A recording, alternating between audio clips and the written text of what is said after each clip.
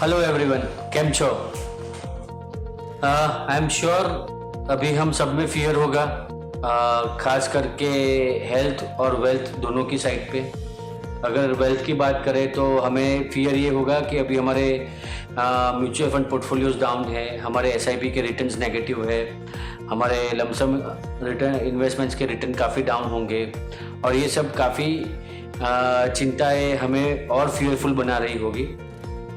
और उसी टाइम पे हम देख रहे हैं कि काफ़ी क्लाइंट ये फियर की वजह से कहीं ना कहीं ग्रिड पे भी जा रहे हैं कि they are seeing that very good quality stocks have come down and this is a good opportunity, और कहीं ना कहीं ग्रिड बाहर आ रहा है एंड पीपल थिंक कि मेरा म्यूचुअल फंड पोर्टफोलियो डाउन है तो मैं क्यों नहीं मैं कुछ अच्छे quality stocks large cap specially large cap stocks को इस लेवल से खरीद लूँ।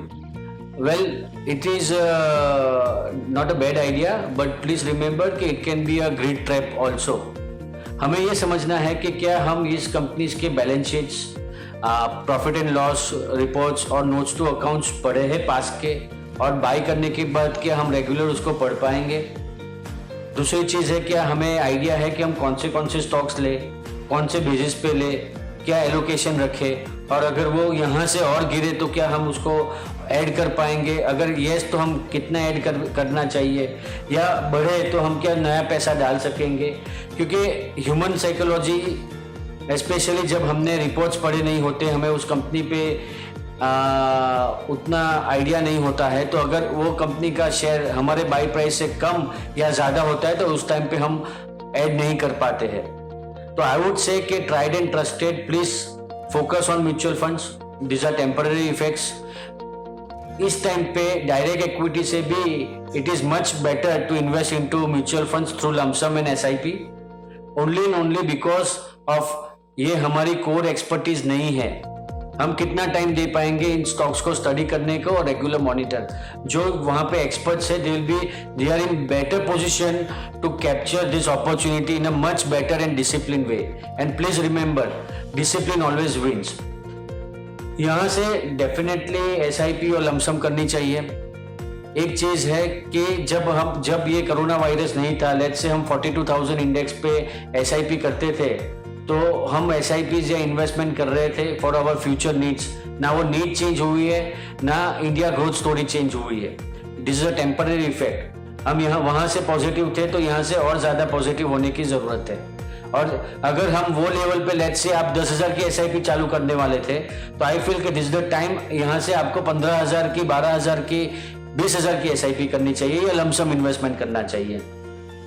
क्योंकि don't trust us, trust the data, you Google yourself. At every correction, after some time there is always a big upturn, और वहाँ काफी अच्छा रिटर्न बनता है।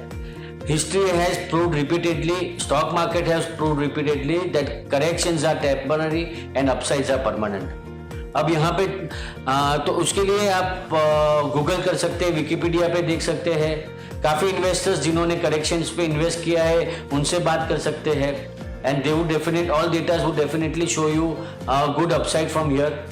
तो मैं यही कहना चाहता हूँ कि अगर आप बिफोर कोरोना वायरस इवेंट और अदर इवेंट्स अगर आप इन्वेस्टमेंट करते थे म्यूचुअल फंड्स में और आप एक्सपेक्ट करते थे 1x 2x रिटर्न्स, देन यहाँ से there is a great opportunity for 10x returns. 10x returns यहाँ से डेफिनेटली बनेगा, और उसके लिए you have to add at this point of time. Please add to multiply. वो हमारा क्लियर मैसेज है, सिंपल मैसेज है।